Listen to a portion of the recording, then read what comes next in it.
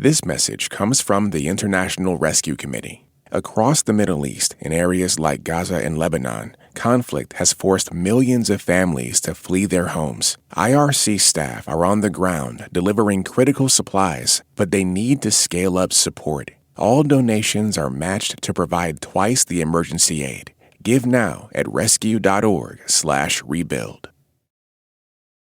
What's good, y'all? You're listening to Code Switch, the show about race and identity from NPR. I'm Gene Demby. And I'm B.A. Parker. Okay, so there's this school on the south side of Chicago called Hyde Park Academy. It's really big, and it has a lot of the challenges that really big inner-city schools with lots of poor kids have. You know, old building, not a lot of resources. We've heard that story before, yeah.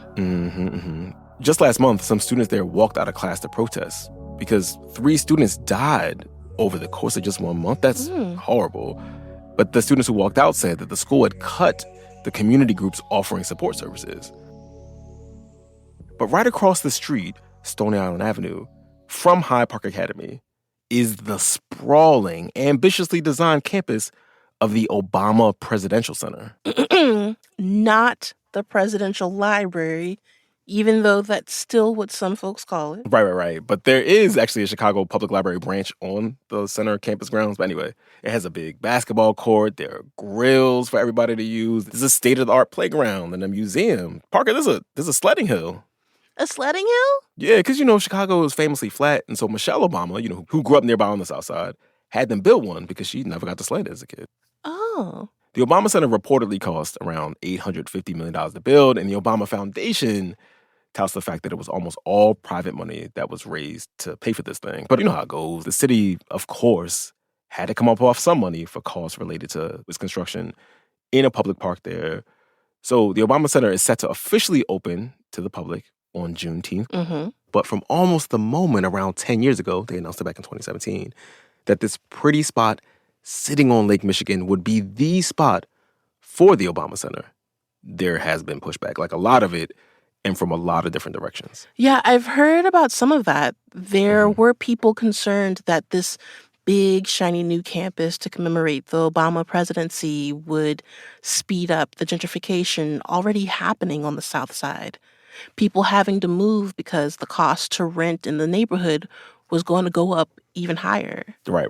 And other folks were concerned that letting the Obama Center build on this public park in the city, that would mean opening up parkland to other private builders. But also, don't the folks on the South Side deserve nice things too? And that's a really big sentiment too, Parker. People have a lot of feelings about their new neighbor, like this 2019 Hyde Park graduate who requested we not use her name because she currently works for the city and is not authorized to speak to the media.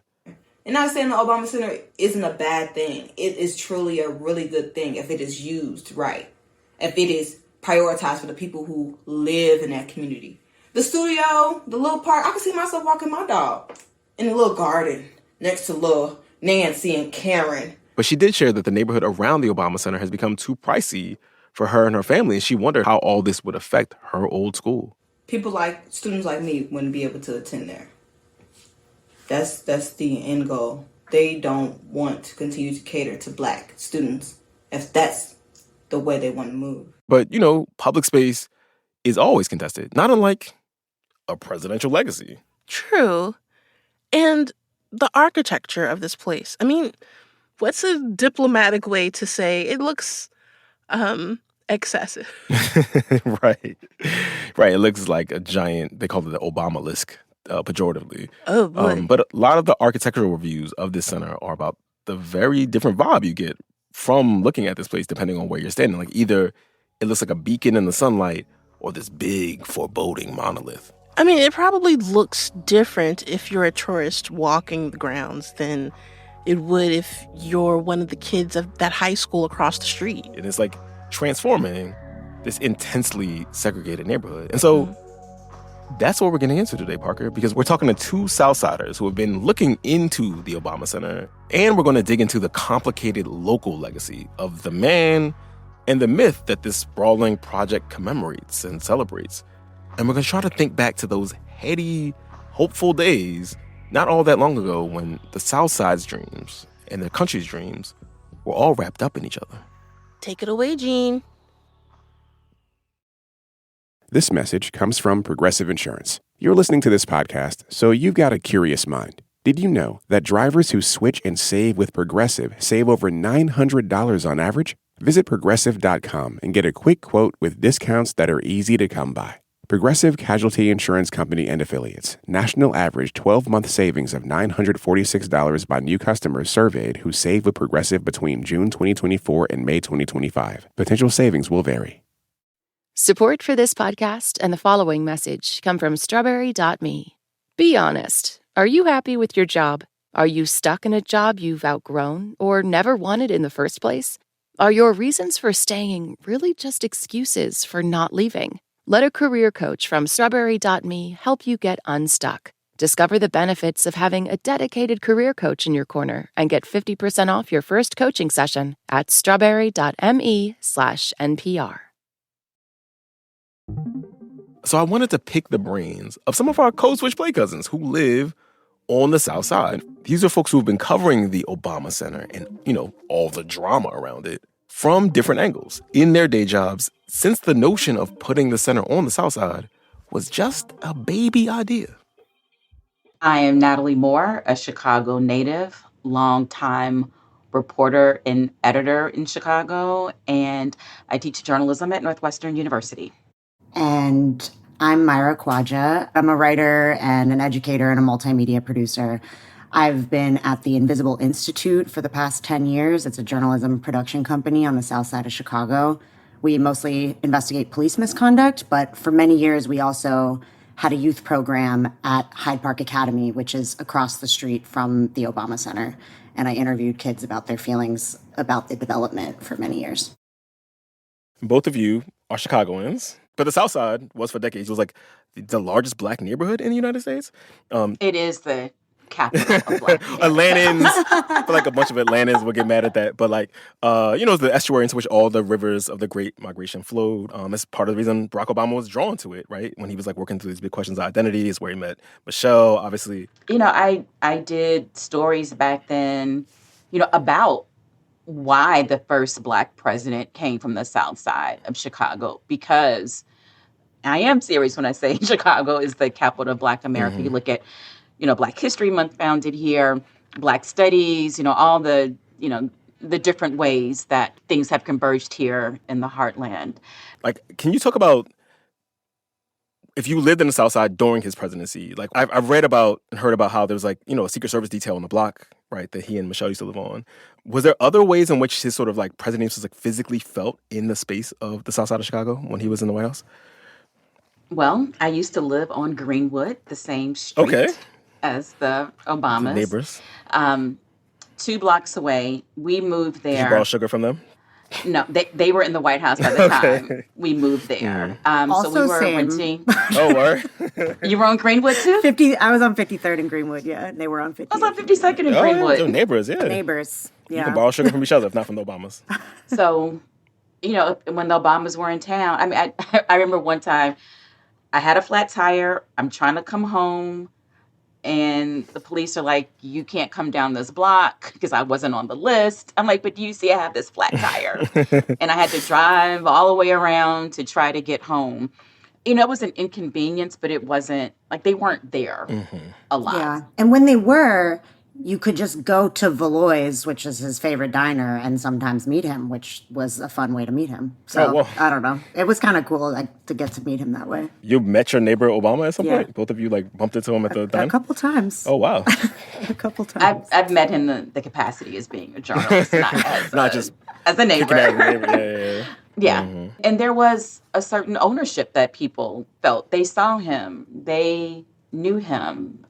This wasn't something that was abstract. Mm-hmm. Yeah. And globally too, whenever you travel and if you say that you're from Chicago, any taxi driver, whatever, be like, Obama. And you'd be like, yeah, that is my neighbor. It was exciting in that way. And the merch game was unmatched. It's still Oprah, Michael, Obama. What do you remember about how people talked about the Obama presidency in the city back when he was in the White House? What was the vibe? I would say mostly excitement. Mm-hmm. There's 2008 and then there's 2016. But, I was a reporter the whole time of his presidency, and Yeah, I think it was exciting. And then, you have folks, Black folks, not just Black folks, who, just really don't believe in the imperialist nature of a presidency. So, I heard some of that. Sometimes things were a little unfair, Uh-huh. um, you know, questioning his motives or, who he is. And then there are, other critiques that are rooted in policy and understanding that the empire knows no color. hmm but Myra, you were pretty young during the Obama presidency. Now you work with younger people who probably don't remember a pre-Obama America, right? So, like, No. how do the people in the neighborhood you work with talk about or think about his legacy to you? There's honestly something kind of amazing about the fact that having a Black president was not considered remarkable to them. Like when I would talk to students a lot about high school students about voting or like take them to vote once they turned 18. Oh, you would take him to vote? Yeah, that was like part of what I did. And then if they didn't want to vote, I would like interview them about why, just to like understand their like interest in civics or disinterest. And I think there was overall not an interest in voting, in part because the students I worked with, their interaction with the government in general was through the lens of just being policed every day and having police in their school, police around their school, cop cars waiting outside of Hyde Park Academy every day, expecting a fight. And so to them, it's like participating in voting or anything was like just the same thing as interacting with the police. And so Obama kind of fell into that too. He visited Hyde Park Academy a few times. That was cool. Like, it's cool. He's very nice, right? Like he's a celebrity, but there wasn't this feeling of like, oh, me too. I could be like that. For sure. I mean, for those of us who are not from the Shah, who don't have a sense of the geography there, like, how would you describe the specific area that the Obama Center is located? For people who aren't from Chicago, the South Side is like this blank, amorphous term, but it's the largest geographic part of the city. So it is in Jackson Park, which, it's near the Woodlawn neighborhood, which is a Black neighborhood. My mother grew up in West Woodlawn. This is where Lorraine Hansberry's father bought a house. That was the inspiration for A Raisin in the Sun. And I would say that the park is more of a South Side park rather than just a Woodlawn park. Woodlawn is just south of the University of Chicago, so there have always been housing tensions that are there. Housing tensions because the University of Chicago is a well-resourced school, and so much of the South Side of Chicago, where it is like working class, middle class, Black families, and all the sort of friction and drag that comes on Correct. housing for Black folks. Yeah. One thing I'd love to mention about the geography of where the Obama Center sits is that it kind of straddles this extremely wealthy part of Hyde Park. And then you cross this park, and then you're at Hyde Park Academy, which, like Natalie said, is actually in Woodlawn. And so quickly you shift from like wealthy Hyde Park into a much lower income area. There's affordable housing right around there that has been kind of under threat, and a lot of tenant unions have been organizing around it. The other thing I'd say, too, to these observations about how Jackson Park has been used and cherished over the years is I remember when the Obama Center was deciding on where they were going to build, and one of the advocates for building it in Jackson Park was the president's advisor, David Axelrod. And I remember he famously said that nobody uses Jackson Park, and that this would bring people to Jackson Park. And that, like, I continue to feel and hear that in my head every time I'm in Jackson Park biking through for the cherry blossoms, going to the house music picnic. Yeah, but there's some invisible lines within the park on who is going where. Like, I never go to the cherry blossoms because I always forget. Right. They're also there for like 3 days. Yeah, I'm not opposed to them. So I always miss the window. But have I taken my daughter on the swings? Yes. Do I go to the beach? Yes. Yeah, people love Jackson Park and have been using it for a long time. And it's just an important thing to think about when you think of what this impact will be. When he says nobody, he's like, so he means certain nobodies, right? Like, yeah, exactly. He means like tourists. So Natalie, you've been down to the new centers. You've seen the Obama-lisk, as his detractors have called it. You've seen the new center. What do you think of it? So I've been covering this story since before the site was even picked. So you have like a longitudinal view on like this. So yeah. Yes. I would say the campus itself is beautiful. There's a lot of open space and winding walking paths. There's a beautiful public library branch. There's gardens. There's a lagoon, and then there's Lake Michigan on the other side. So you can walk from one space to the other. You know, some of the architecture critics here were skeptical of the building because nothing is that tall. But now that it's done, there's a sense of, okay, I see how all of this works. I guess I'll finally say having a building like this so big in a community or swath of a community that's not used to it, you know, is it's jarring. But people also point out, like, there's this wonderful Picasso statue in Daley Plaza that was, when it was built decades ago, people hated it. They're like, this is ugly. Why is this here? We need to replace it. And now it is beloved. So I do think over time we might see some different opinions on how this space looks. But I would say from a campus perspective, it's beautiful. The playground looks really cool. Oh yeah, and the like playground. My biggest fear about the architecture, or like frustration rather, is the playground that the Hyde Park Academy students would play on was across the street, and they built home court over that. And I know that campus will be heavily policed, and I'm like, well, where are they going to play? And so my hope is that the new playground, which does look dope, like that's a space that the kids can come to. Have you been, Maira? Have you been down to the Obama Center? I have not been inside of it, no.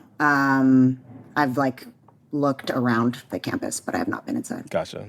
The thing you said, Natalie, is interesting. Is like the way that sort of, when things are sort of habituated into the landscape in these ways. Like, you know, I remember thinking about the Vietnam War Memorial. It was like hated when it was the first like introduced on the Washington Mall, right? And that was like this sort of like almost like the paragon of how you should do something that's like that somber. And so many of the reviews I've been reading about the Obama Center have been kind of almost necessarily in conversation with the Trump moment. And it's like, oh, I wonder how people will think about the way this place looks when we are further removed from this particular moment. Do y'all have any sense of like how the area around the Obama Center will be policed?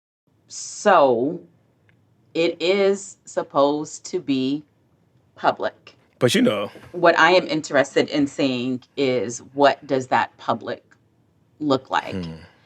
Outside of the Obama Center, there's so much policing at the beach. And I know people are thinking, what are you talking about? Yes, Chicago has lots of beaches because Lake Michigan is a sea. It is not a placid lake. You cannot see the other side.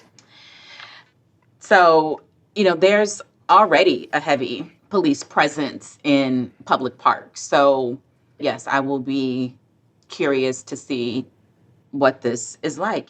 Yeah, I think this summer in particular, I'm interested and anxious to see what the policing will be like, because in the neighborhood of Hyde Park and the beaches that Natalie's describing, the police presence has dramatically intensified as the weather has gotten warmer.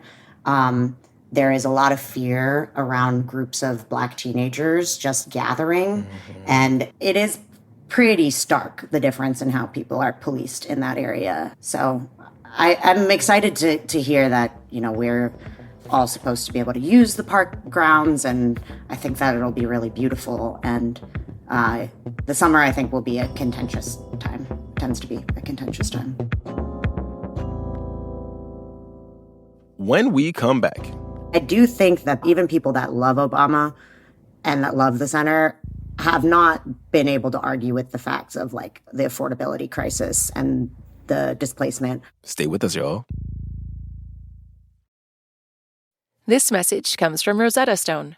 Rosetta Stone Sapphire personalizes your language learning. Get unlimited access to all 25 Rosetta Stone languages and Sapphire learning tools. Visit rosettastone.com/NPR and receive 20% off. This message comes from BetterHelp. Summer can feel like a sprint. Kids home, trips to plan, routines flipped upside down. It's easy to slip into survival mode, just trying to get through it. Then suddenly, it's over, and you're wishing you enjoyed the days just a little bit more. Therapy can help you slow down and actually be present for the moments that matter. With BetterHelp, you can connect with a licensed therapist from anywhere, on your schedule. Don't just survive the summer, thrive. Visit betterhelp.com/NPR. This message comes from Wise, the smart way to manage your money around the world. With Wise, you can send, spend, and receive money in over 40 currencies at the mid-market rate. Learn more at wise.com. T's and C's apply. Gene for this part. Code switch.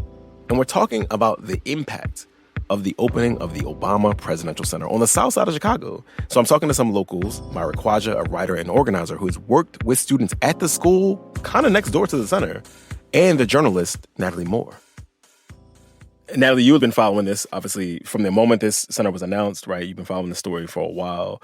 And, from the beginning, there's been all these concerns around, what putting the Obama Center in this location would do to the rest of the neighborhood. There's been really intense pushback from people in the neighborhood, from organizers trying to stop it from being built. Could you talk about the universe of concerns that they had in the early stages when this was in the sort of gestational stages of the center being built? One of the stories that I did early on was there was a lot of concern that this was going to be a land grab for the University of Chicago. Yeah, that was one of the things I heard too, yeah. Mm-hmm. Yeah. And so a project that I did with another reporter was we created a boundary and said, let's see who the biggest landholder is in East Woodlawn. And it was not the University of Chicago. It was actually the city of Chicago. Because these were vacant lots, houses that were torn down, property that the city inherited. So the city really had more of the power to help shape because of what they owned. So that was the big takeaway. Gotcha. And I remember doing that story, the late Maddie Butler, a housing organizer, did affordable housing, said there is enough room for everybody in this community because there's so much vacancy that people don't have to leave. There's no need for displacement because there's so much to build on. Totally. And Miss Butler and the tenant unions that she worked with, they really did say throughout their 10-year campaign that we're not anti-Obama Center.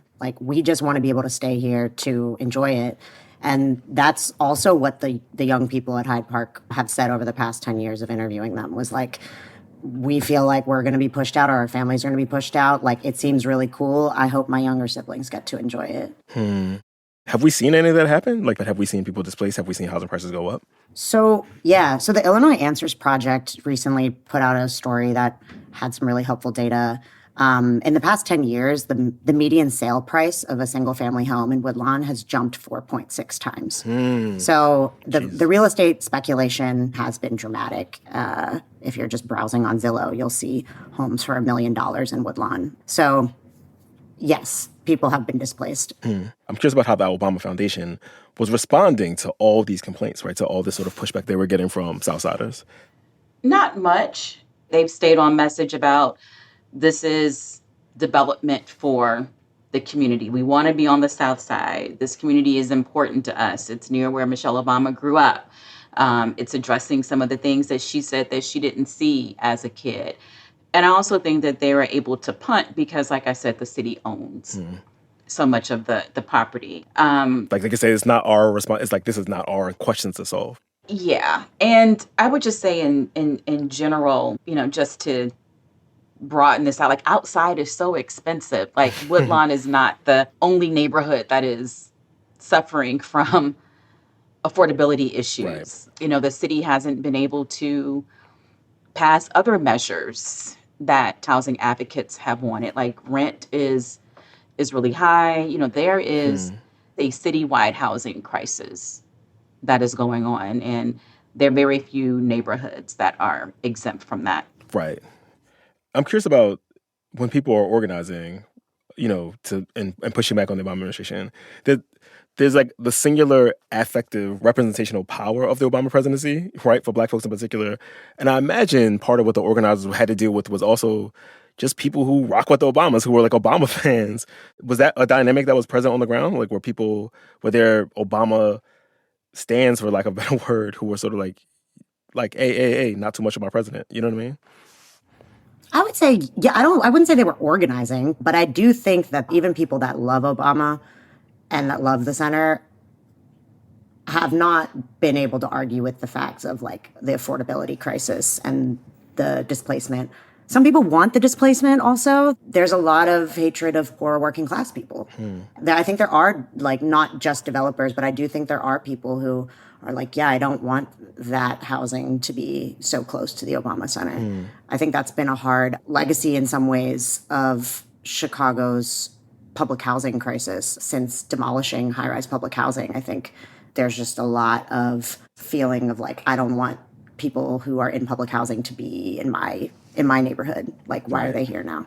And that's something that I have noticed in talking with people. But I would also love to add that I think one thing I did notice in terms of people feeling activated around the housing campaign, whether or not they got deeply involved, I think one of the things that made people more sympathetic to it was in the early days of the campaign, I think this is 2017, President Obama said in like a conference, like one of those community meetings, and he was directly asked about if the Obama Center would sign on to a CBA, a Community Benefits Agreement. What's the CBA for those of us who don't know? Yeah, a Community Benefits Agreement is basically like a package piece of legislation that provides protections that are negotiated around like housing or jobs, some set of agreements with the community. And so sometimes a CBA can be about environmental concerns. That's a conversation right now in another part of the city. But the Obama CBA was specifically around housing protections. Michelle and I, as residents of the community, as people who have worked and lived there for a very long time, feel very confident in our ability to make sure that we have a very inclusive process where everybody has their say.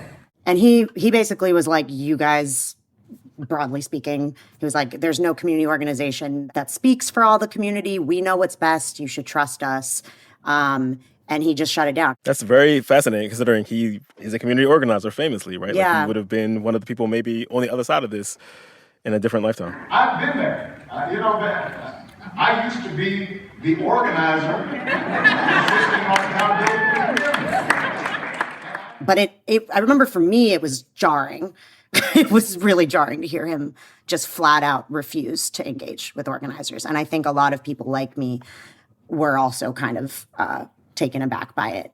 Natalie, from the outside, this seems kind of like, your classic gentrification and revitalization story. Like, you got this person wants to build something, they have deep pockets, they want to build something in a neighborhood, and that building might speed up the rise of housing costs, speed up displacement. But in this case, the deep-pocketed developer person is the first Black president. Is that too simple a framing here? I would say yes. Okay. This may be going on a tangent, so just bear with me here. Black Southside neighborhoods in particular have been stripped away and also starved from investment. So when things do come to a neighborhood, there are concerns about who is this for.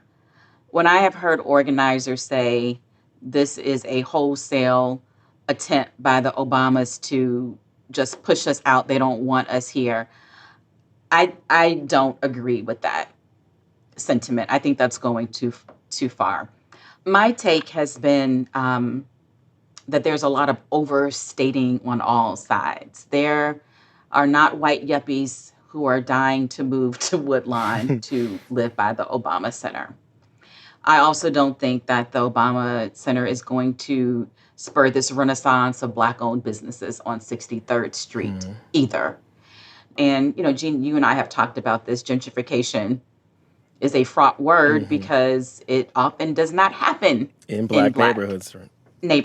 Right. Totally. So what does that look like here to have a beautiful development, but making sure everybody gets to use it? I think that there are some bolder things the foundation could have done given Barack Obama's legacy as a community organizer. Michelle Obama grew up in South Shore. They got married at the South Shore Cultural Center. They lived near the community. So I think their intent is not, we're building this so we can push Black people out. That said, if you do feel left behind in this country or this city and neighborhood, I understand that more protections are needed.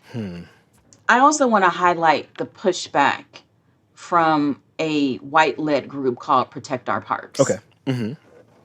Their issue was, we don't think this should be built on parkland. That was just their fundamental feeling. Right, I was reading about this. And this group kept suing, and the courts kept throwing it out. And, there was a final ruling in 2018 that said this isn't going to happen. So when I see a white-led group called Protect Our Parks that doesn't advocate for equity otherwise, that is a very intentional, curious choice to me. Gotcha.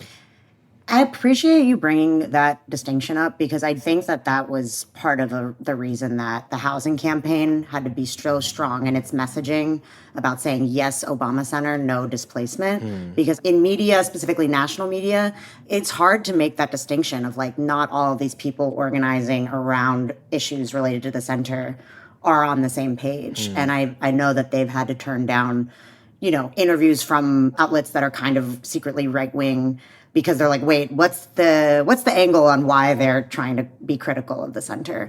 It makes it really hard to talk about this, which is why I think even Natalie and I are being like so careful with our words too, because I never want it to be like disrespectful, because I know also how much this does mean to so many people. It means so, I like really can't understate like how excited so many people really deeply are. And how many Black family reunions are going to be coming here every summer. 1,000%. Like, it's going to be a site of pilgrimage for a lot of people who, like, if my mom and I find myself in Chicago, she's going to be on our list. As it should be. And then also the people that live around there, I'm sure I'll take the kids I babysit to go play on that playground. That's going to be the nicest playground in the area. Absolutely. So, I'm always like, I don't want what I'm saying, this ideally nuanced critique, to become fodder for a white supremacist who just hates Obama.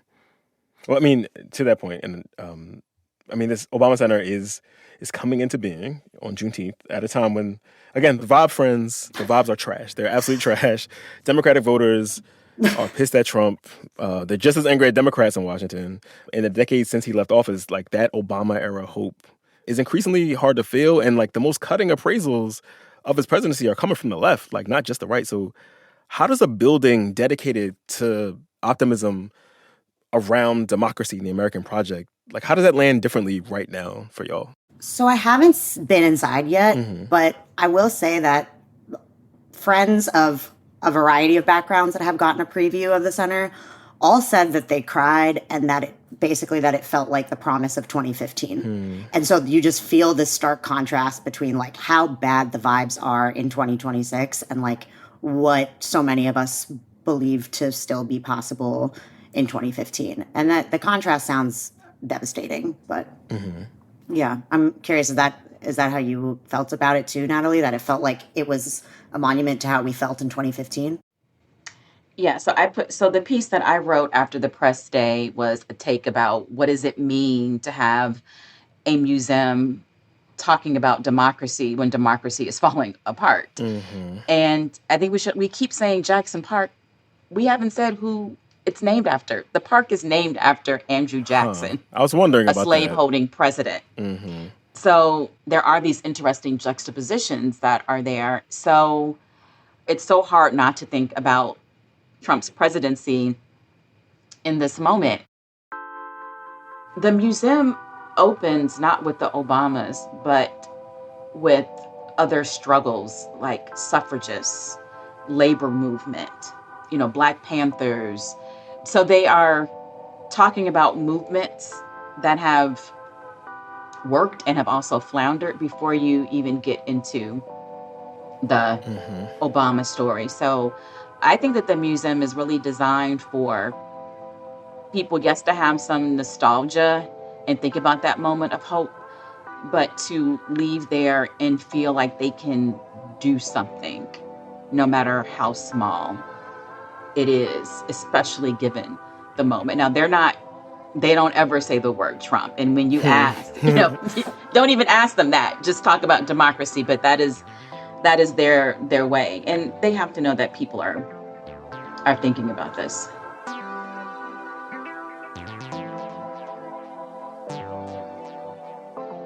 Natalie Moore, Maira Khwaja, thank you for talking to us. Appreciate you. Thanks for having us. So good to see you guys, see both of you. By the way, we reached out to the Obama Foundation for comment, but we did not hear back from them in time for this episode.